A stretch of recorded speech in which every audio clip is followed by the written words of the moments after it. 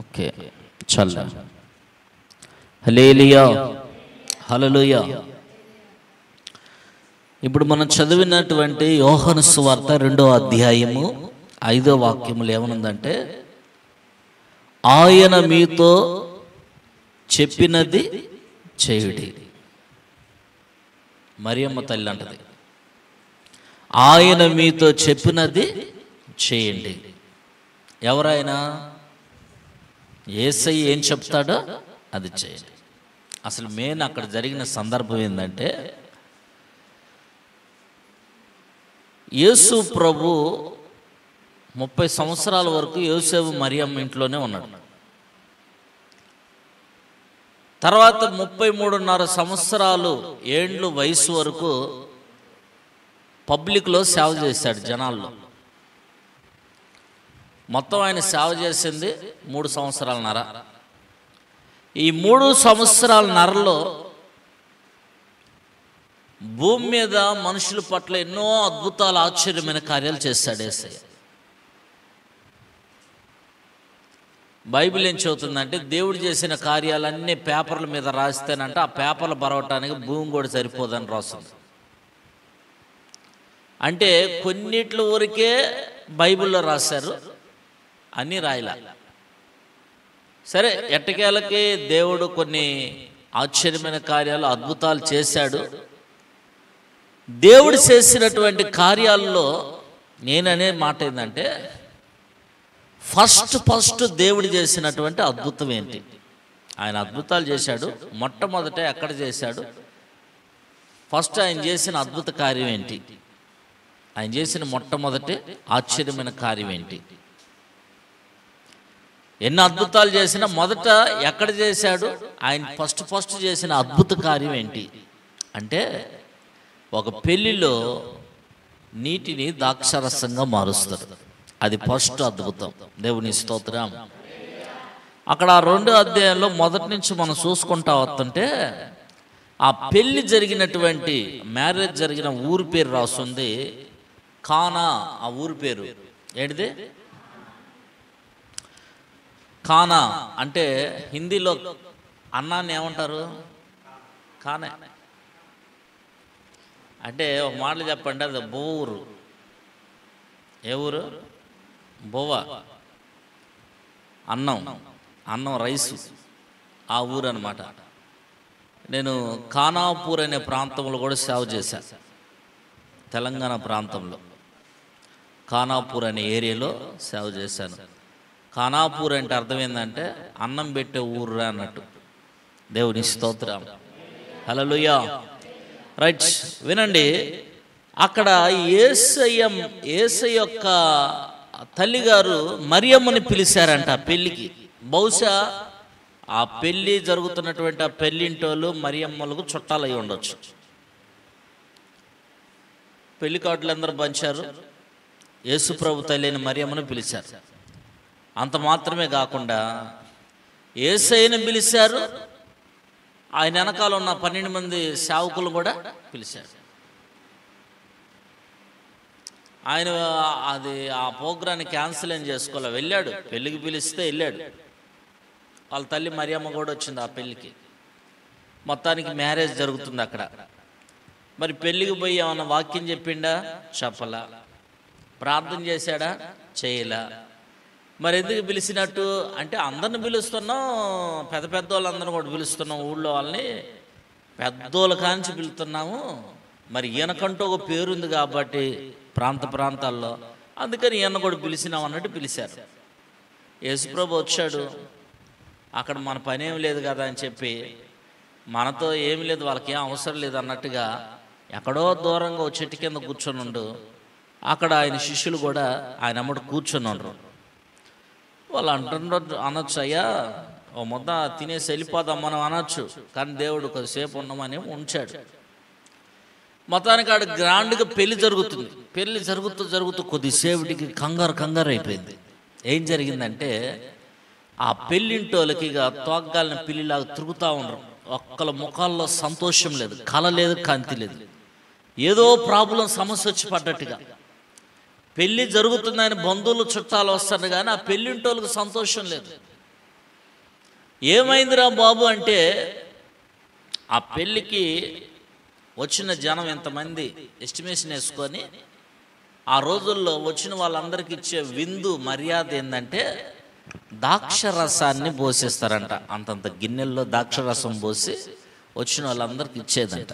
దేవుని స్తోత్రం, హల్లెలూయా, హల్లెలూయా. ఇప్పుడు ఆ రోజుల్లో అప్పుడు మర్యాద, యేసుప్రభు కాలంలో అది మర్యాద. ఇంటికి ఎవరైనా చుట్టాలు వస్తే ద్రాక్షరసం ఇవ్వటం మర్యాద. దగ్గర 20 సంవత్సరాల క్రితం, 15 సంవత్సరాల క్రితము ఇప్పుడున్నంత టెక్నాలజీ లేనప్పుడు బస్సు దిగి మన ఇంటికి చుట్టాలు వస్తున్నారంటే ఆదల వాళ్ళ బర్రెపాలు కాసిన తీసుకొచ్చి మరి అది టీలో కలిపేది ఏంటిది, అది పొడి టీ పొడి తీసుకొచ్చి ఆ పంచదార వేసి ఆ టీ ఏదో చేసి వచ్చిన వాళ్ళందరికీ అది వాళ్ళకి టీ వీళ్ళకి ఇవ్వలేదు, ఇటువు అటువు వాళ్ళకి వచ్చిన రాలేదా, ఏది నువ్వు దాగవా, నువ్వు దాగు, అది వాళ్ళ మర్యాద. వాళ్ళకి ఇవ్వటం మర్యాద. సరే మర్యాద ఏదో ఒకటి. ఆ తాగుతూ కూడా తాగినోడు అందుట్లో అందరూ సైలెంట్గా ఉంటారా? ఒకడేమంటాడు తెలుసా, వీళ్ళు దొంపల్లాగా నీళ్ళు ఎక్కువ కలిపారా అంటాడు. ఎందుకంటే వాడికి 4 గాలింది. అసలు ఒరిజినల్ ఉన్న పాలు ఉన్నట్టుగా పాలు చుక్క నీళ్ళు కలవకుండా పాలు కాగబెట్టి టీ చేస్తే వాళ్ళు ఎంత వేడి చేసినా కానీ 4 గాలదు. తాటలు వేసిపోయేటట్టు అటు తగలగానే కాలుతుందంటే గోలుమాలు జరిగిందని. దేవుని స్తోత్రం. ఒక్కొక్కరు అనొచ్చు, ఇదేందిరా నాయన అచ్చం డికాషన్ ఉందా, ఇంట్లో అయిపోయిందా లేదా, ఏంది ఇట్లా చేసింది అంటారు ఒకరు. అరే ఇది తీయ లేకపోతే పానకవారం ఇంత తీయగా చేసుకుంది అని ఒకడు. దానికి ఎన్ని వంకలో ఆ మర్యాదలోనే అవన్నీ కూడా అది జరుగుతూనే ఉందా, అది కొన్నాళ్ళు మర్యాద. ఇప్పుడు వచ్చినటువంటి ప్రజెంట్ ఇప్పుడు మనకున్నటువంటి టైం లేదంటే, ఇదిగో ఈ చర్చిలో వచ్చినంతమంది చుట్టాలు వచ్చిన 10 మంది వచ్చినా అప్పటికప్పుడు బరిపాలు ఏడ దొరుకుతాయి? బరిపాలు అది ఇది అనుకొని ఆ డికాషన్ పెట్టేసి ఆ టీ పెట్టేసి ఆ పాలు పెట్టేసి ఆ పంచదార పోసి ఈ చాకిరి ఇదంతా ఏమీ లేదు. రే ఒక డబ్బా తీసుకురాపో. ఏ డబ్బా? 2 లీటర్లున్నారా? ప్రైజ్ లార్డ్, హల్లెలూయా. తీసుకొచ్చి గ్లాసుల్లో పోసేస్తుంటారే, ఒకటి సరిపోలే, ఇంకో డబ్బా తీసుకురా, పోసుకో, తాగు, ఇంకొద్దిగా పోసుకో, ఇంకొంచెం పోసుకో. ఇది మర్యాద. అప్పుడు మర్యాద వేరు, ఇప్పుడు మర్యాద వేరు. అంత రిస్క్ తీసుకోవట్లే. ఇప్పుడు ఒకప్పుడేమి వేడివేడిగా పడ్డది కడుపులో, ఇప్పుడు సలసల్లగా అంటారు. నాకేం గుర్తొస్తుందంటే, అప్పుడప్పుడు అంటారు, మీ అమ్మ కడుపు చల్లగుండా అని తిట్టేది. అప్పుడు తిట్టిన తిట్లు ఇప్పుడు పని చేస్తున్నాయి. చేలోబో 5-6 డబ్బాలు లెగుతున్నాయి. పైన ఎండ, కడుపులో తాపన, చల్ల కడుపులో పెడితే మెమ్మ కడుపు అది. దేవుని స్తోత్రం, హల్లెలూయా. సరే ఎటకాలకి ఏదో ఈ మర్యాదలు జరుగుతున్నాయి. ఈ రోజుల్లో జరిగేది ఈ మర్యాదలు. కానీ యేసు ప్రభు కాలంలో జరిగిన మర్యాద ఏంటంటే ద్రాక్షరసాన్ని తీసుకొచ్చి పోసేది.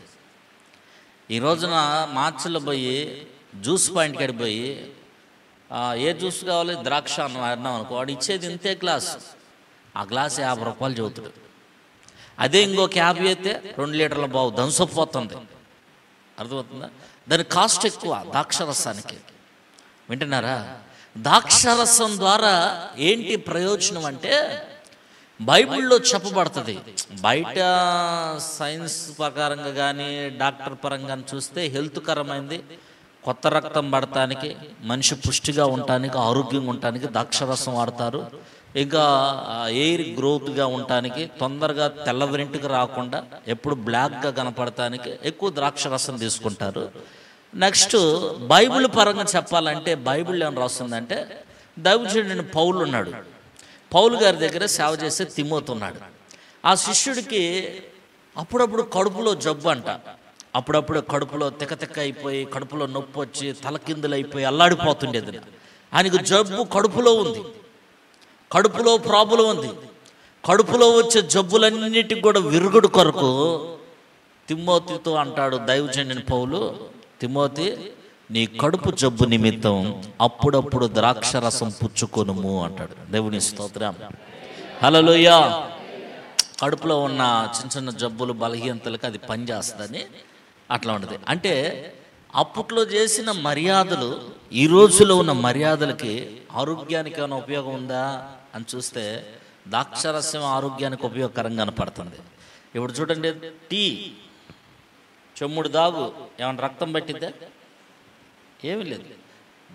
దాని పరంగా ఆలోచిస్తే ఉన్న రక్తమే నీరైతుందని చెబుతున్నాడు డాక్టర్. సరే, ఓకే. తాగుబోతోడికి తాగటానికి దొరకపోతే ఆ టయానికి వాడికి చేతులు పనిచేయవు, కాలు పనిచేయవు. అర్థమవుతుందా? మాకు తెలిసిన ఒక ఆయన తాపి పని చేశాను, ఫుల్లుగా తాగుతుడు. ఆ రోజు కానీ డబ్బులు లేవు అనుకో, ఇగో చేతులను మైక్ కొట్టి వణుకుతుంది. ఏంది రైట్ వణుకుతుందే అంటే అలా సుక్క తీసుకొచ్చి పెట్టాలి. అట కొద్దిగా దాగానే స్టక్ పట్టుకుంటాడు. అర్థమైంది? అంటే వీడు సుక్కబడకపోతే నరాలు పనిచేయ వీడికి. ఆడవాళ్ళలో కూడా చాలామంది మీరు తిట్టుకోనంటే టీ విషయంలో తాగుబోతులు ఉన్నారు. నిజమే. అదే వాళ్ళకాయ తాగకపోతే తలకాయ పనిచేయదు, తలంతా చుచ్చట్లాడిపోద్ది. అది అలవాటై బానిసైన తర్వాత ఇక ఖచ్చితంగా ఎక్కడ దొరకపోయినా కొట్టుకంచెని తెచ్చుకొని తాగాల్సిందే. తాగుబోతుడి పైన అట్లుండదు. ఈ టీకి బానిస అయిపోతే ఇది ఇట్లా ఉంటుందండి. సరే, ఇది ఇట్లా ఉంచు, దీని ద్వారా ఆరోగ్యానికి వచ్చేది ఏమి లేదు. నెక్స్ట్ థమ్సప్, ఈ డ్రింక్స్లు తాగుతున్నాం. అవుట్ ఆఫ్ కంట్రీస్లోకి వెళ్తే బయట దేశాల్లో బాత్రూంలో పోయి బేసిన్ కడగాలని, టాయిలెట్ అది కడగాలంటే థమ్సప్ మూత ఒకటి ఉపదేశట పోతే ఎప్పుడైనా మీరు కింద పోయి చూసారా, యాసిడ్లా బొంగుతుంది, శుభ్రం క్లీన్ అయిపోద్ది. బయట దేశాల్లో దొడ్లు కడిగేది ఏంటి అంటే థమ్సప్, కూల్ డ్రింక్స్లతో. వాటిని మనం ఏం చేస్తాం? చల్లగా తాగేస్తాం. సరే, అదంతా తర్వాత సంగతి. తాగట్లేదా, చేయట్లేదా అంటే మా కర్మగాలి మాకు కూడా పడుతుంది. అర్థమైందా? మాకు వద్దన్నా కానీ తీసుకొచ్చి పోతారు. ఈ మధ్య వరుసగా ఒక ఊర్లో 20 మందికి క్యాన్సర్ జబ్బు వచ్చింది. ఏంట్రా ఈ క్యాన్సర్కి ప్రాబ్లం ఏందని చర్చ చేస్తే ఈ డ్రింక్స్ ద్వారా వేసే ఒరిజినల్ చక్కెర కాదు, చక్కెరలో డూప్లికేట్ ఉంటుంది, ఒరిజినల్ చక్కెర ఉంటుంది. ఎక్కువ చక్కెర కలపటం బట్టి ఆ చక్కెర దాంట్లో కలిపిన కెమికల్స్ బట్టి క్యాన్సర్ వస్తుందని టీవీలో వార్తల్లో ఇచ్చారు. ఆ వార్తల న్యూస్ నేను చూశాను. దేవుని స్తోత్రం. హల్లెలూయా. సరే, మన ఈ కాలపు మర్యాదలన్నీ కూడా హెల్త్ని దెబ్బతినే. యేసు ప్రభు కాలంలో ఇచ్చినటువంటి ద్రాక్షరసం మర్యాద మటుకు పుష్టిగా ఆరోగ్యకరంగా మారుస్తుంది. దేవుని స్తోత్రం. హల్లెలూయా. యేసు ప్రభు వెళ్ళిన కానా అనే ప్రాంతంలో ప్రభు పోయిన తర్వాత ద్రాక్షరసాన్ని అందరికి పోస్తా ఉన్నారు. వినండి, అక్కడ 6 రాతి బాణలు ఉన్నాయంట. ఇప్పుడు నీళ్ళ డ్రమ్ములు ఎట్టున్నాయో మన ప్లాస్టిక్, అట్లాగా రాతి బాణలు, రాళ్ళను తొలిసినటువంటి రాతి బాణలు. మన నీళ్ళ డ్రమ్ములంతా 3 అంతలు ఉంటుంది ఒక బాణ, హైట్కి హైట్ కానీ మందానికి మందం కానీ. అటువంటి రాతి బాణలు ద్రాక్షరసం పోసేది. సరే, ఎంతమంది వస్తారు ఈ పెళ్ళికి? ఎంతమంది ఎస్టిమేషన్. ఆ లెక్కను చూసుకొని ఒక ద్రాక్ష తోట మాట్లాడేదంట. ద్రాక్ష తోటలోకి పోతే ద్రాక్ష తోటలో గానుగు ఉండేది, పెద్ద గానుగు ఒకటి ఉంటుంది, ద్రాక్షరసం తీసే గానుగా. ఒక 20 మందినో 30 మందినో కూలోళ్ళు మాట్లాడుకుంటాడు. చేనాయన ఆ ద్రాక్ష గల్లని కోపిచ్చి తీసుకొచ్చి గానుగులో పడేపిస్తారు. ఒక 4-5 యవనస్తులు దిట్టంగా ఉన్న వాళ్ళు కాళ్ళు కడుక్కొని దాంట్లో దిగుతారండి. దాంట్లో ఆ గానుగులో తొక్కుతుంటే గానుగు అమ్మడి చిన్న రంధ్రం ఉంటుంది, దాని గుండా ఆ పైప్ పెట్టేసి ద్రాక్షరసం అంతా తోడుతూ ఉంటారు అనమాట. వాళ్ళు తొక్కుతూ ఉంటుంటే గంపలు తీసుకొచ్చి పడేస్తూ ఉంటుంటే ద్రాక్షరసం వస్తూ ఉంటుంది. ఎన్ని బాణలు కావాలో అన్ని బాణలు వాళ్ళకి పంపించేస్తారు. అర్థమవుతుందా? వీళ్ళు రేపు పెళ్ళి అనగానే ఆ నైటే ప్రిపేర్ చేసుకొని రెడీగా ఉంచుకుంటారు. ఇక వచ్చిన వాళ్ళందరూ, వచ్చిన బంధువులందరికీ అది పోయటం మర్యాద, ఆ రోజుల్లో ఉన్న మర్యాద. ఇలా జరుగుతూ ఉంది. ఇక పెళ్ళి మధ్యాహ్నం దాకా వచ్చేసింది. మధ్యాహ్నానికి ఊళ్ళో పెద్దోళ్ళు రావాలి, పెళ్లి పెద్దలు రావాలి. ఎమ్మెల్యే కాంచి వింటున్నారండి, సర్పంచ్, ప్రెసిడెంట్, నెంబరు, ఊళ్ళో ఉన్న పెద్ద మనుషులు, ఉన్నటువంటి గ్రామంలో ఉన్నటువంటి బంధువులు ఉన్న పెద్దవాళ్ళు, పెళ్లి తరపున ఉన్నటువంటి పెళ్లిలో కూడా పెద్దవాళ్ళు ఉంటారు కదండి. ఆ తాంబూలాలు మార్చుకునే దగ్గర ఆ పెద్దోళ్ళు కాంచి అందరూ వాళ్ళు మధ్యాహ్నం కదిలేరంట సగం ఊరు. ఈ లోపల చూస్తే మ్యాటర్ ఏంటంటే తెచ్చిన ద్రాక్షరసం విందంతా అయిపోయింది.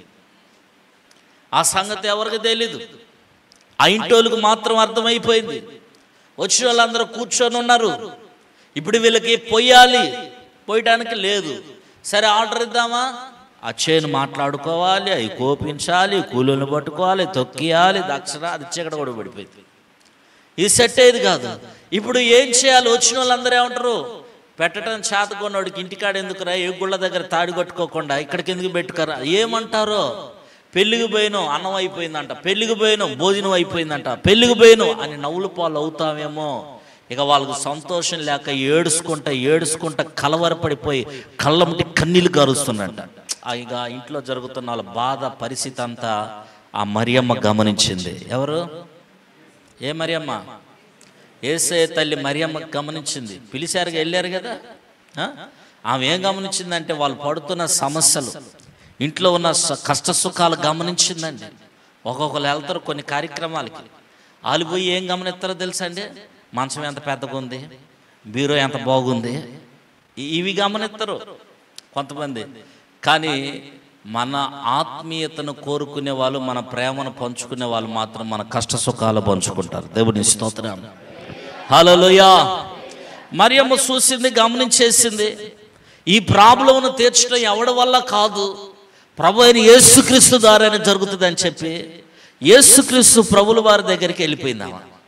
యేసే దగ్గరికి పోయి, అయ్యా ఆ పెళ్ళిలో విందైపోయింది అయ్యా, ఆ కుటుంబం అంతా ఏడుస్తున్నారయ్యా, ఈ పెళ్లి పెట్టుకొని ఇంటి పరువు పోగొట్టుకునే తట్టున్నవని గొల్లు నేడుస్తున్నారయ్యా, చెప్పుకోలేక అల్లాడిపోతున్నారయ్యా, అయ్యా ఏదైనా చెయ్యయ్యా అని అడిగిందంట. యేసుప్రభు ఆమెకెళ్ళి చూసి, అమ్మా సమస్య నీదా లేకపోతే ఆ పెళ్ళింటోళ్ళదా?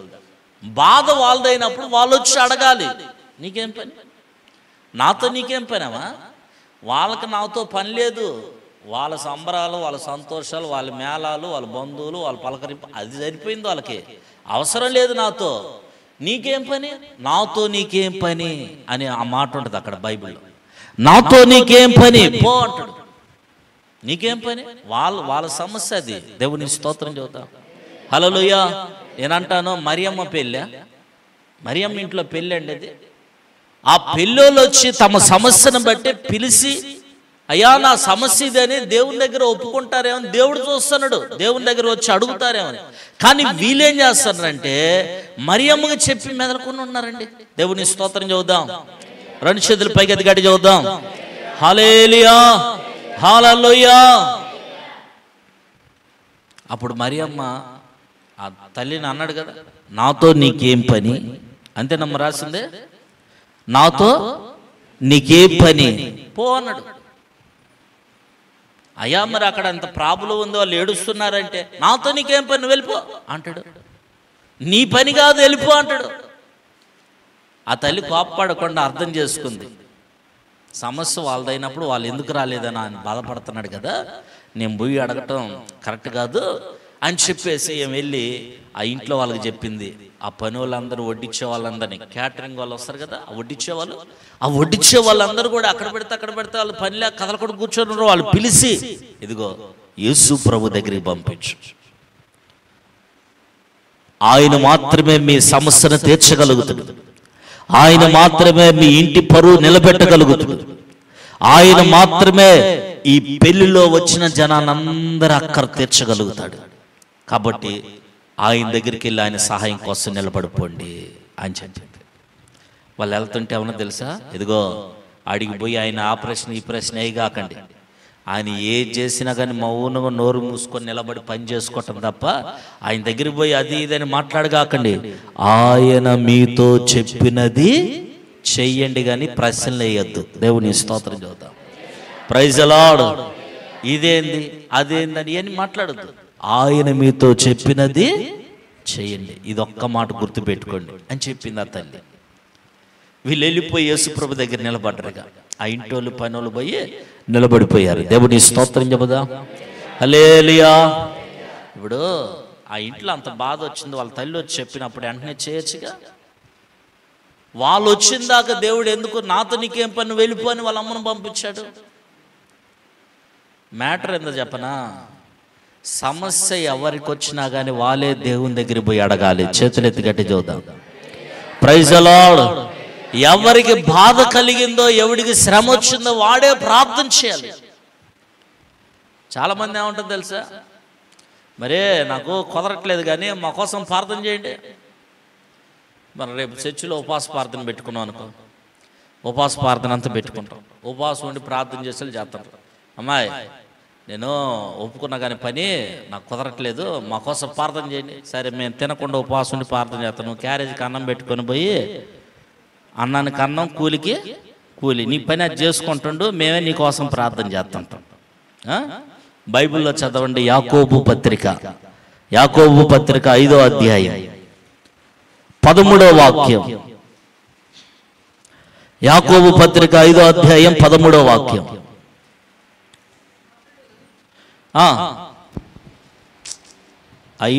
ప్రార్థన చేయవలెను. 5:13 ఎవనికైనాను సంతోషము కలిగిన మీలో అన్న దగ్గర నుంచి లేదా మీలో ఎవడైనా రోగి అయి ఉన్నాడా, మీలో ఎవనకైనాను శ్రమ సంభవించిన. యాకోబు పత్రిక 5వ అధ్యాయం 13వ వాక్యం. 13 అతడు ప్రార్థన చేయవలెను. ఏంటి నీ బైబిల్ నా బైబిల్ వేరే అయింది? లేదండి. యాకోబు పత్రిక 5వ అధ్యాయం ఎవనికైనాను అది శ్రమ సంభవించిన అది అతడు ప్రార్థన చేయవలెను. మీలో శ్రమ సంభవించిన మీలో ఎవనికైనా, ఎవరైనా సరే, ఆ ఇంటాం కావచ్చు, ఇంటాం కావచ్చు, కొత్తగా వచ్చే వాళ్ళు కావచ్చు, ఎన్నాటంచు ఉన్న చర్చికి పోయే వాళ్ళు కావచ్చు, ఎవరికి బాధ వచ్చినా సరే, సహజంగా బాధలన్నీ ఏదో రీతిలో మనుషులు కొత్త ఉంటాయి. ఏ శ్రమ వచ్చినా, ఏ బాధ వచ్చినా, మీలో ఎవరికైనా వచ్చినా సంభవించినా అతడు ఏం చేయాలి? ప్రార్థన చేయాలి. నువ్వు ప్రార్థన చేయవయ్యా, నువ్వు చేయమని చెబుతావయ్యా. బైబిల్ ఏమంటుంది? మేము చేస్తే దేవుడు ఓకే అంటుండా, నువ్వు చేయకపోతే ఏం కాదులే అంటుండా. నువ్వు ప్రార్థన చేయాలి. మేము చేయమనే అనట్లా, మేము చేస్తాం. కానీ సమస్య నీకు వచ్చినప్పుడు ఫస్ట్ నువ్వే ప్రార్థన చేయాలి. అమ్మా నాకు రాదు, నాకు ప్రార్థన చేయటం అంటే డాక్టర్ దగ్గరికి పోయి నోట్లో పుండ్లు ఉన్నాయి, డాక్టర్ దగ్గర పోయి నోరు మూసుకొని మేలకుండా ఉంటావా? నోరు తెరిచి చూపెడతా, టార్చ్ లైట్ వేసి చూడు డాక్టర్ గారు, ఈ దవడకి పుండ్లు ఉన్నాయి, ఈ నాలుగు కింద పుండ్లు ఉన్నాయి, ఈ పేదానికి పుండ్లు ఉన్నాయి చూపెడతాం కదా. అట్లానే నీ బాధనేదో దేవుని సన్నిధిలో కళ్ళు మూసుకొని డాక్టర్కి చెప్పినట్టే చెప్పుకో నీ బాధలు. అదే ప్రార్థన. దేవుని స్తోత్రం, హల్లెలూయా. అదిగో వాళ్ళు చేసినట్టు మాకు అంతకు రాదులే, వీళ్ళు చేసినట్టు మాకు అంతకు రాదులే, మేము చేస్తే నవ్వుతురేమో అని నువ్వు అనుకుంటున్నావు. అసలు వాస్తవానికి దేవుడు మాటలతో మల్లెపూలు కట్టినట్టు, అల్లికలతో మాల కట్టినట్టుగా నువ్వు ప్రార్థన చేస్తే దేవుడు వింటాడని గ్యారెంటీ వారెంటీ లేదు. నీకు వచ్చి రాని ప్రార్థన కూడా దేవుడు ఆలకిస్తాడు. అర్థమైందా? దానికి పదాలు కలిపి చక్కగా అమర్తించి మాటలు మాధుర్యంగా మార్చి కవిత్యాలుగా చెప్పి ప్రార్థన అలా చేస్తుంటే, అబ్బో అది ప్రార్థన అంటే అలా చేస్తేనే దేవుడు వింటాడేమో అని మీరు అనుకుంటున్నారేమో. ఓ తల్లి ఉంది, ఒక ఆమె, ఆ తల్లికి ప్రార్థన చేయటం తెలియదు, పొట్టకోస్తే అక్షరం ముక్క లేదు, చదువు లేదు. అట్లాంటి తల్లి ఎట్లా మీ బోటలు ఎవరైనా కడుపులో నొప్పి వచ్చిందమ్మా అనిపోయినా, తలనొప్పి వచ్చిందయ్యా నాకు, అమ్మా నా కోసం ప్రార్థన చేయండి అమ్మా, కొద్దిగా అమ్మ ప్రార్థన చేయమ్మా ఆమె దగ్గరికి పోతే, సరే చేస్తానమ్మా మీరు కూడా చేసుకుందరు రండి అని చెప్పి ఆ తల్లి అంటే ప్రార్థన చేస్తుంది. ఎట్లా చేస్తుంది తెలుసా? ఇప్పుడు తలకాయ నొప్పి అని వచ్చింది, ఏమని చేయాలి ప్రార్థన? ప్రభువా ఈ బిడ్డకి తలనొప్పి తీసా. ఏం ఎట చేయదు, పాపం వచ్చిరానా, ఆమె ఎట చేయటం కూడా తెలియదు, వైననే తెలియదు అసలు. యేసు నామములో ఈ తలకాయ తీసివేయదు కాకండి. ఆమె వచ్చింది ఏ బాధతో? తలనొప్పితో వస్తే తలనొప్పి తీసే అందు ఏముంటుంది, తల తీసే అంటది. ఈ చెయ్యి అంత నొప్పి వస్తుందమ్మా అని వెళ్ళినాం అనుకో, ఏమని చెప్తా? యేసు నామములో చెయ్యి తీసివేయకుండా కాకండి. ఏదైనా సరిగా కడుపులో నొప్పి వచ్చిందన్నా కడుపు తీసేయాలి. అర్థమైందా? కాలు నొప్పి కాలు తీసేయాలి. మనం వింటుంటే నవ్వు వస్తుంది. కానీ మీకు విషయం తెలుసా, ఆమె దగ్గరకు వచ్చిన సమస్యలు చెబితే 180% చాలా మందికి అద్భుతాలు జరిగినాయి అంట. దేవుని స్తోత్రం. మరి ఆమె చక్కగా ప్రార్థన చేయటం వచ్చి అన్నాడా దేవుడు? ఈ విషయాన్ని తెలుసుకోండి. ప్రార్థన నీకు ఎలా వస్తుంది అన్నది కాదు, కానీ నీవు ఉన్నది ఉన్నట్టు యథార్థంగా వచ్చినట్టు దేవునితో చెప్పుకునేదే ప్రార్థన. దేవుని స్తోత్రం. చెప్పండి, 2 చేతులు పైకి గడి చూద్దాం. ప్రైజ్ ది లార్డ్, హల్లెలూయా. అందుకే అక్కడ రాసిన మాట ఏముంది తెలుసా? ఏముంది? మీలో ఎవరికైనా శ్రమ సంభవించినా అతడు ప్రార్థన చేయవలెను. బాధ వచ్చిందో ఒకడు, ప్రార్థన చేసేదో ఒకడు. అమ్మా అట్లా కాదు, నువ్వు ప్రార్థన చేయాలి. మా కోసం ఉపవాసం ప్రార్థన చేయరయ్యా, నువ్వు 3 పూటలు తింటావా? మేము ఉపవాసం ప్రార్థన చేయటం, నువ్వు 3 పూటలు తింటా న్యాయమా? దేవుని స్తోత్రం, హల్లెలూయా. కలిసి ప్రార్థన చేయాలి. ఏంటన్నారా? ఓ తల్లి ఏదో చిన్న సమస్య వచ్చింది ఆమెకి. ఏంటంటే వాళ్ళ ఆయన దేవుడు అంటే పెద్దగా నమ్మకం ఉండదు. వాళ్ళ ఇంట్లో తల్లి కూతురు ప్రార్థనకు పోయేవాళ్ళు. ఈ తల్లి కూతురు ప్రార్థనకు పోతూ ఉంటుంటే ఈ అమ్మాయికి మంచి సంబంధం చూస్తున్నాని పాస్టర్ గారికి ఎందుకు పెళ్ళిళ్ళు పేరేలాగా ఆయన చూసినంట సంబంధం. ఆయనకి ప్రార్థన అంటేనే పడదు. అట్లాంటిది ఆ సమస్య వాళ్ళ ఆ పిల్లల తండ్రికి తెలిసింది. ఎవరు వాడంటే ఆ కులం కాదు, ఆ సంబంధించిన వ్యక్తి కాదు. ఈ పాస్టర్ లెక్క ఏంటంటే కులం గిలంతా సంబంధం లేదు, దేవుడు నమ్ముకుంటే చాలు అన్నట్టుగా మాట్లాడారు. ఆయన అసలే దేవుడు ఏంటి పాడినోడు, అసలే ప్రార్థన పోట ఇష్టం లేదు. గందరగోళం చేసాడు. ఇక గందరగోళం చేసి ఇంట్లో తల్లిని కొడుతున్నాడు, పిల్లని కొట్టట్లేదు. అర్థమైందా?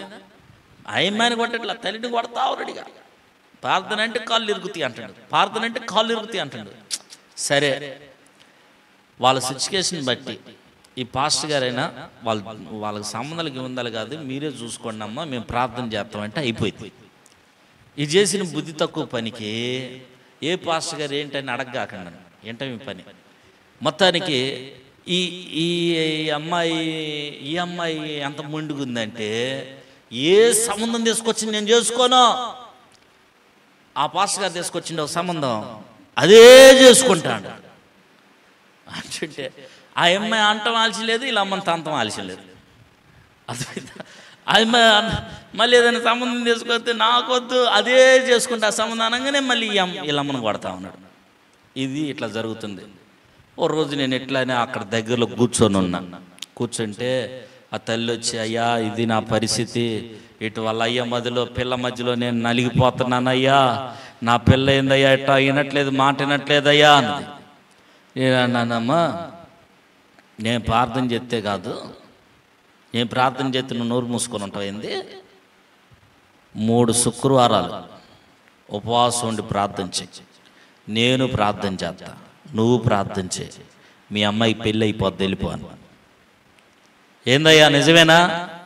చెప్పానుగా, వెళ్ళిపోను. తర్వాత 3 వారాలు 3 రోజులు ప్రార్థన చేసిందండి. ఆమె ఉపవాసం ప్రార్థన చేసింది, మేము ఉపవాసం ప్రార్థన. ఒక సంబంధం ఈ అమ్మాయి అంటుంది, ఏ సంబంధం తీసుకొస్తే ఆ సంబంధమే చేసుకుంటామా అంటుందంట. మరి ఈ అమ్మాయి మనసు ఎట్ట మారిపోయింది?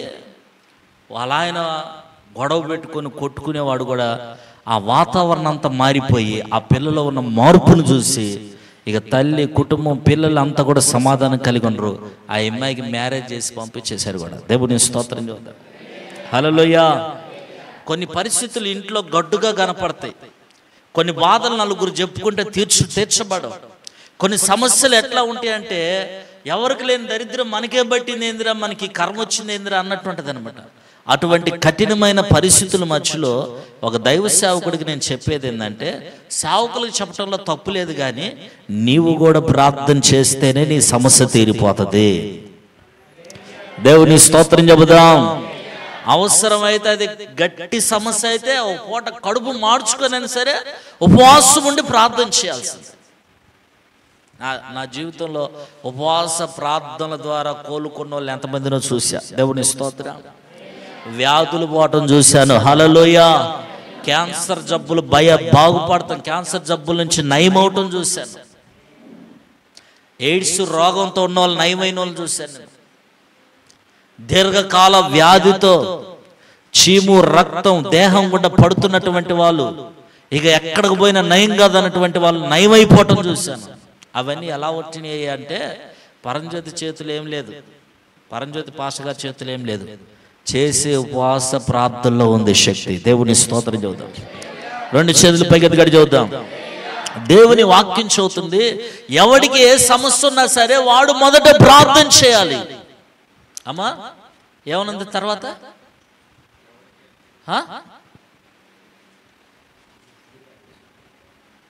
మర్చిపోయారా?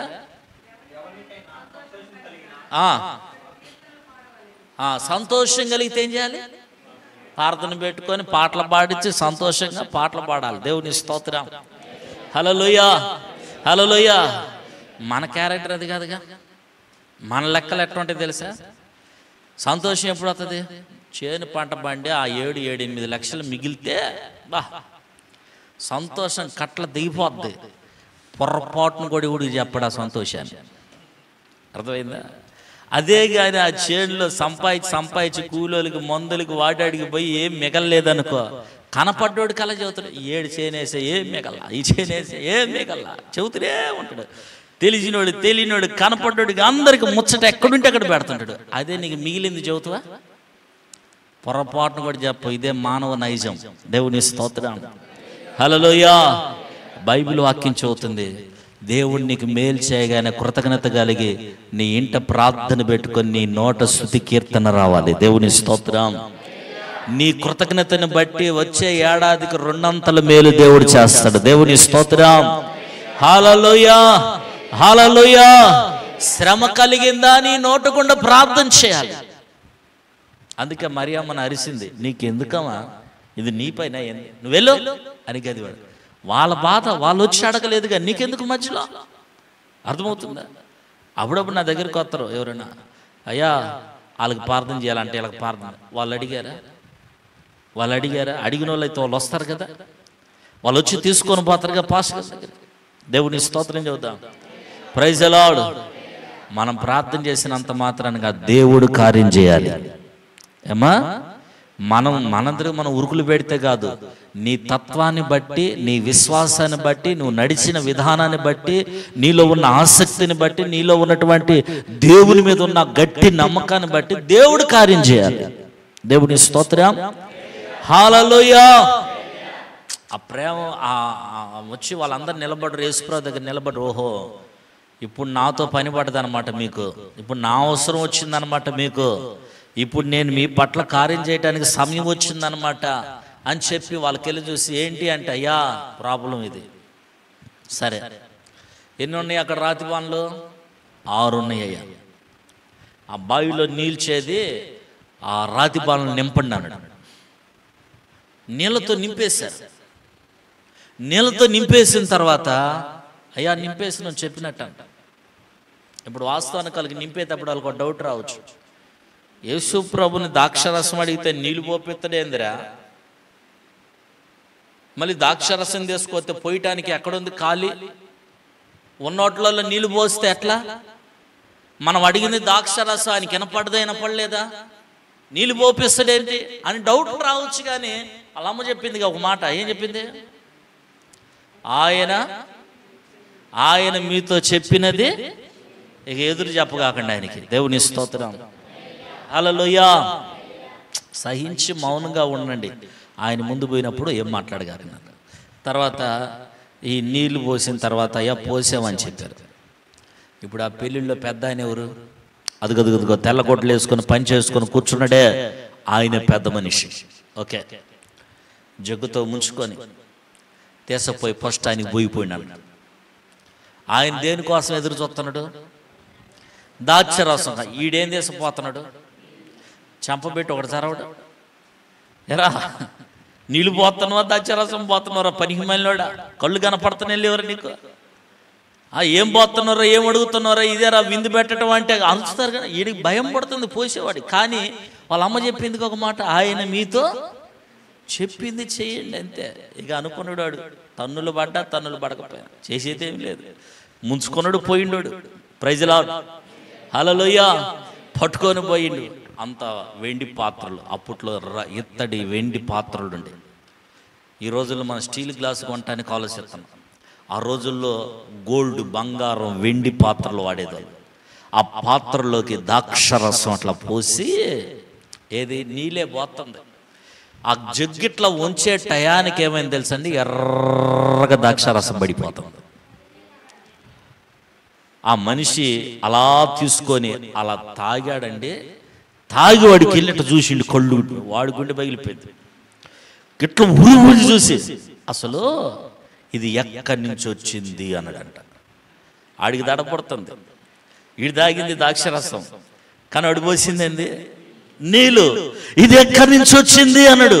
ఏంటండి, ఏంటి సార్, ఏంటిదండి అంటే, ఏం లేదురా, నువ్వు పోసిన ద్రాక్షరసం. నేను ఎన్ని పెళ్ళిళ్ళకి పోయినా మనూరులో, చుట్టుపక్కల వాళ్ళలో ఎన్ని పెళ్ళిళ్ళకి నన్ను పిలిచారు, ఇన్ని పెళ్ళిళ్ళకి పోయా కానీ ఇంత రుచికరమైన ద్రాక్షరసం నేను ఇంతవరకు తాగలేదురా, ఎక్కడదిరా అంటాడు. విషయం ఏంటంటే అవి నీళ్ళు అని, నీళ్ళు ద్రాక్షరసంగా మారిందని ఆ సంగతి నీళ్ళు పోసిన వాళ్ళకి తప్ప ఆ పెళ్ళిళ్ళు ఉడికి తెలియదు. దేవుని స్తోత్రం చూద్దాం. హల్లెలూయా, హల్లెలూయా. ఆడికి అర్థం కాక వెనక్కి తిరిగిపోయి బాణల దగ్గర పోయి చూస్తే 6 రాతి బాణలు ద్రాక్షరసంతో ఉండిపోయినాయి అంట. దేవుని స్తోత్రం, దేవునికి మహిమ కలుగునుగాక. హల్లెలూయా. క్షణాల్లో ఆ ఇంటి పరువు నిలబెట్టేశాడు దేవుడు. క్షణాల్లో ఆ ఇంటి అక్కర్ని తీర్చేశాడు. క్షణాల్లోనే వచ్చిన పెళ్ళిళ్ళు ఎవరికి లోటు లేకుండా ఘనంగా పెళ్లి జరిగేటట్టుగా దేవుడు కార్యం చేశాడు, అద్భుతం చేశాడు. నేను అంటాను, నీటికి వాసన ఉండదు, నీటికి రంగు ఉండదు, నీటికి రుచి ఉండదు. అలాంటి నీటిని దేవుడు ద్రాక్షరసంగా మారిస్తే ద్రాక్షరసానికి రంగు ఉంటుంది, ద్రాక్షరసానికి రుచి ఉంటుంది, ద్రాక్షరసం వాసన ఉంటుంది. దేవుని స్తోత్రం. ఏమి లేని వట్టి దాన్ని ఒక రూపాన్ని తీసుకొచ్చిన దేవుడు. నేను ఒక ప్రశ్న అయినా, నీటినే ద్రాక్షరసంగా మార్చాడే మన గొప్ప దేవుడు, నీ దరిద్రాన్ని దీవెనగా మార్చలేడా?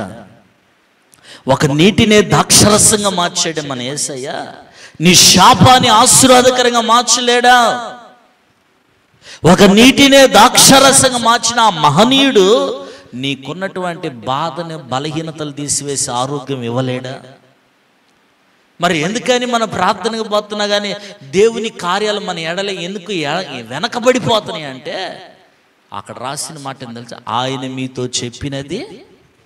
మనకున్న గుణం ఏందో తెలుసా, బయట చెప్పిన వాళ్ళది 90% వింటాం, దేవుడు చెప్పింది 10% వింటాం. అది మనకు వచ్చిన సావు. దేవుని స్తోత్రం. హల్లెలూయా. ఈ బజార్ మొత్తం గారకంప వేసుకుని, ఇదేం మాసం అనుకున్నావు? ఆషాఢ మాసమా? ఆషాఢ మాసంలో వేసుకున్నారు గారకంప, నీకు తెలీదా? అంటే నువ్వు ఎంత బాగా అందరూ వేసుకుంటుంటే మనం ఒక్కలం వేసుకోవాలి, మన ప్రార్థన పోయాలి. కాదులే, అన్ని కొంపలు పెట్టుకున్నప్పుడు మనకు పెట్టుకోకపోతే అందరికి పోవాల్సిన దరిద్రం మన ఇంటికి వస్తుందేమో, దారిని వస్తుంది. ఇంత మెల్లి తీసుకొచ్చి నువ్వు కూడా డోరుకు పెడతావు. ప్రార్థనే, బైబిలే, భక్తే, దాని దారి దాందే, నువ్వు చేసే పనులు చేతనే. నేను మాట అంటాను, కొత్త ఇల్లు కట్టుకున్నప్పుడు ఆ ఇంట్లో పోయేటప్పుడు పొయ్యి ముట్టించి ఏం చేస్తారు? పాలు పొంగేస్తారు. అది బైబిల్లో ఎక్కడైనా రాసుందా అంటే ఎక్కడలేదు. సరే, బైబిల్లో మనలాగా ప్రార్థన చేసిన భక్తులు ఉండరు, సేవ చేసిన సేవకులు ఉండరు, ప్రవక్తలు ఉండరు, రాజులు ఉండరు. ఎవరైనా చేశారా? ఎవరు చేసింది లేదు. క్రిస్టియన్స్, నిజమైన క్రిస్టియన్స్ ఎవరు చేయరు. కానీ ఇంట్లో పోతున్నప్పుడు నువ్వేం చేస్తావు తెలుసా? పాలు పొంగియాలంటే, మేము ప్రార్థన పోయాలంటే మేము పొంగియమంటాం. పేదరాశి పెద్దమ్మ వస్తుంది, మనకు ఒక పెద్ద ఉంటుంది కదా, వస్తుంది. ఎంత బాగా ఇంత ఇల్లు కట్టుకో కొత్త ఇంట్లో ఓయ్ పాలు పొంగించుకోకుండా పెట్టపోతావు.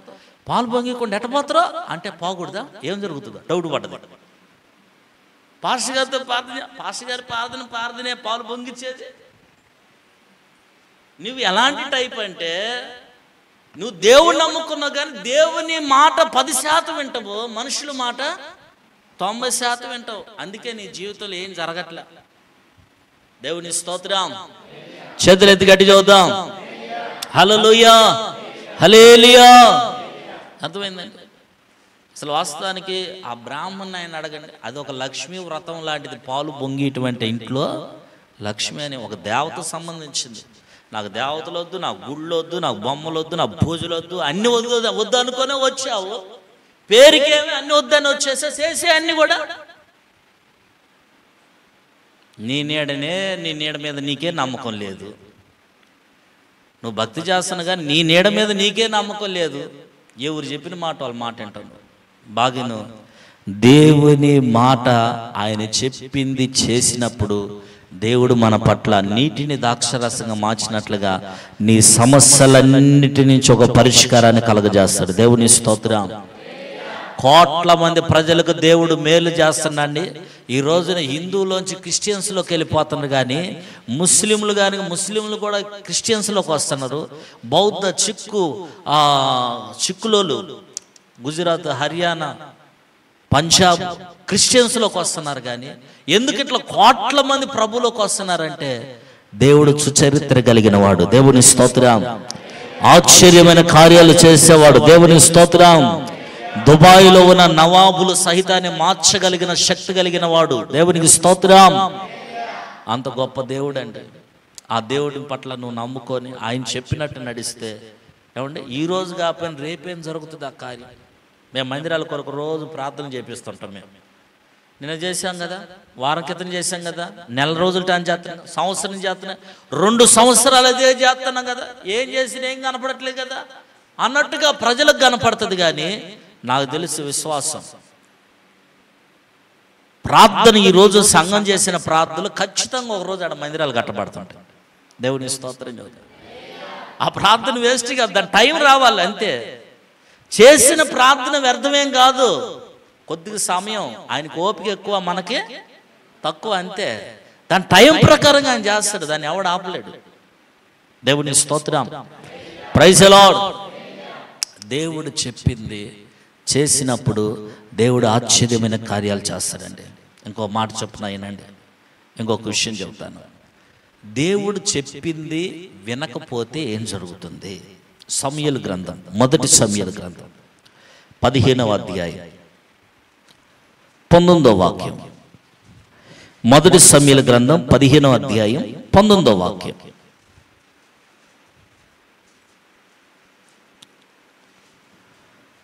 మొదటి సమూయేలు గ్రంథం 15వ అధ్యాయం 19వ వాక్యం చదవండి.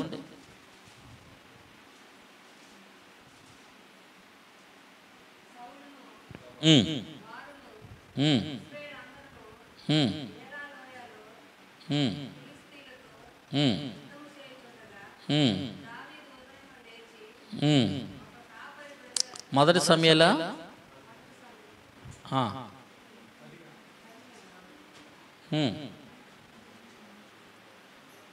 చదవండి అయ్యా, ఎవరే ఒకళ్ళు చదవండి అమ్మా. నీవు ఎందుచేత, ఎవరి మాట? దేవుని మాట నువ్వు ఎందుకని వినట్లేదు? నువ్వు వినక ఆయన దృష్టికి నువ్వు కీడు చేస్తున్నావు. కీడు అది. నువ్వెందుకు దేవుని మాట వినట్లా? అది కీడు.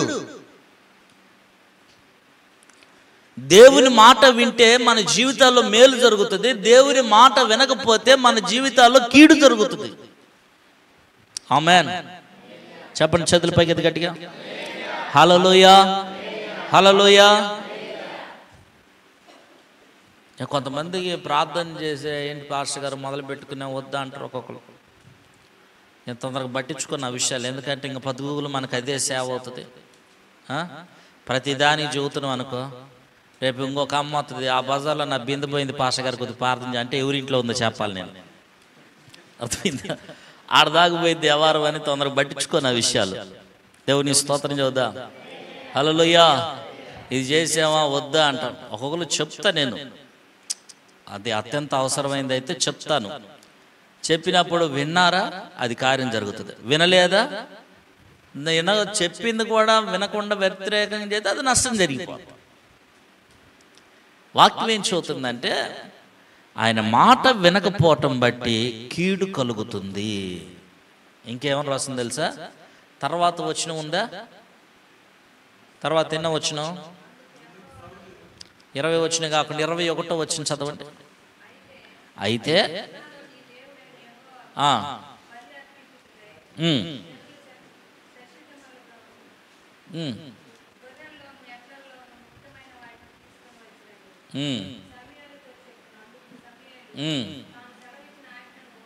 దేవుడు చెప్పిన ఆజ్ఞను ఒకడు వినటం వలన దేవుడు సంతోషించినట్లు దహన బలులను 15 పొటేలు తీసుకొచ్చి గుడికి ఇచ్చినా కానీ దేవుడు సంతోషించడు. దేవుని స్తోత్రం. అలా పట్టుకొని ఉండమ్మా, అట్లా పట్టుకొని ఉండు. నకలు చూడండి, సౌలు బలిసిన పొడేలు తీసుకొచ్చి దేవునికి ఇవ్వబోయిందంట. దేవుడు అంటాడు, ఊరే నాయనా, గొప్ప గొప్ప పొడేలు తీసుకొచ్చి మందిరంలో ఎత్తే దేవుడు సంతోషపడతాడు అనుకుంటున్నావు. నువ్వు పొడేళ్ళు ఇచ్చేదానికంటే లక్షలు ఇచ్చేదానికంటే ఆయన మాట వినేవాడిని చూసి సంతోషపడతాడంట. దేవుని స్తోత్రం. Praise the lord. నీవిచ్చే ₹1,00,000 కంటే దేవుని మాటను వింటూ నేర్చుకో, అసలు నిన్ను బట్టి సంతోషపడతాడు. నువ్వేం చేసినా సంతోషపడతాడు. దేవుని సన్నిధిలో పొడేళ్ళు లక్షలు డబ్బులు పోసి అలా చేయటం బట్టి దేవుడు నన్ను చూసి సంతోషపడతాడని నువ్వు అనుకుంటున్నావేమో. వాటన్నిటికంటే లక్షల కంటే విలువైంది ఏందో తెలుసా? నువ్వు దేవుని మాట వింటావు. దేవుని స్తోత్రం. హల్లెలూయా. ఇంత తెలిసినా కానీ ఇంకా నా దారి నాదే, నీ దారి నీదే, నేను పట్టిన కుందేలకి నేను ఇంతే, నా జీవితం ఇంతే అన్నట్టు పోయావు అనుకో, నీ భక్తి నువ్వు చేసుకుంటూ పోతున్నావు అనుకో. ఆ తర్వాత రాసింది చూడండి, మాట విన్న వాళ్ళ గురించి. అమ్మా తర్వాత ఏంది? అదిగో, నువ్వు ఇని కూడా విన్నట్టుగా ప్రవర్తిస్తే టింగ్ టింగ్ సోది చెబుతానమ్మ సోది అని వస్తుందే, అది పెద్ద పాపం అంట రాసింది బైబిల్లో. దేవుని స్తోత్రం. నువ్వు కూడా ఒక సోది చెప్పిన దాంతో సమానమేనా? నీ చేతిలో బుర్ర లేదు కానీ నువ్వు కూడా సోదిలో సోది. తర్వాత ఇంతిని కూడా ఇంకా మూర్ఖంగా ఉంటే నువ్వు ఏ గుడికి పోయి టెంకాయ కొట్టి దండం పెట్టి బోర్లు పడి బొట్లు పెట్టుకొని రావాల్సిన అవసరంలా. నువ్వు బైబుల్ పట్టుకొని పోతనే నువ్వు గుళ్ళల్లో పూజలు చేసే పూజారితో సమానం, పూజలు చేసే వ్యక్తితో సమానం. విగ్రహారాధన పాపం అనేది ఉంటుందని ఉంది బైబిల్లో. దాచిపల్లి పరంజ్యోతి పాస్టర్ గారు చెబుతుంది, బైబిల్లో ఉన్న మాటలే చెబుతుంది నేను. దేవుని స్తోత్రం. హల్లెలూయా. వినండి, దేవుని మాట వినటంలో ఎంత మేలుంది, దేవుని మాట వినకపోవటంలో విగ్రహారాధనలు చేసినంత పాపం ఉంది. అందుకనే ఏదైనా సరే మొదట దేవుని మాట తీసుకోండి, తర్వాతనే మనుషుల మాటలు.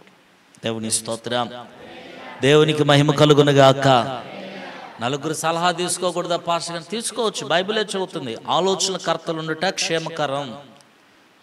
నలుగురు ఆలోచనలు చెప్పేవాళ్ళు ఉంటే క్షేమం అంట, మంచిది, తీసుకో. కానీ అన్నిటికంటే ముఖ్యంగా ఏం చేయాలి? నువ్వు దేవుని మాట. ఆయన మాట కంటే ఎక్కువేమీ కాదు, దేవుని మాట కంటే ఎవరు ఎక్కువేం కాదండి. ఆయన కంటే గొప్ప జ్ఞానులు ఎవరు ఉన్నారు? దేవుని స్తోత్రం. హల్లెలూయా. చేతులు గట్టి చదువుదాం, 2 చేతులు పైకి గట్టి చదువుదాం. హల్లెలూయా, హల్లెలూయా. ప్రార్థన పూర్వకంగా ప్రతి ఒక్కటి కూడా ప్రభు సన్నిధిలో కనిపెట్టుకొని సంపాదించుకోవాలి. ప్రతి అక్కర తీర్చబడాలి, ప్రతి సమస్య తొలగిపోవాలి. అందుకే మీకు మొదట్లో ప్రారంభంలో చెప్పాను, మరియమ్మ తల్లి ఏం చెప్పింది? నలుగురిలో నతానేలు, గుంపులో అది అర్థజుడు. అట్లా మీరు ఇప్పుడు దాకినారు కదా, అందరు కలిసి చెప్పండి. మరియమ్మ తల్లి ఏం చెప్పింది? ఆయన మీతో చెప్పినది అది. దేవుని స్తోత్రం కలుగునిగా. హల్లెలూయా, హల్లెలూయా. ఆయన మనతో చెప్పిన మాట చేయటం బట్టి ఆ రోజు వాళ్ళు చేశారు, ఏసై ఏది చెప్తే అది చేశారు. రాతి బాణల్లో నీళ్ళు పోతే ఏమైనాయి? నీళ్ళు ద్రాక్షరసం.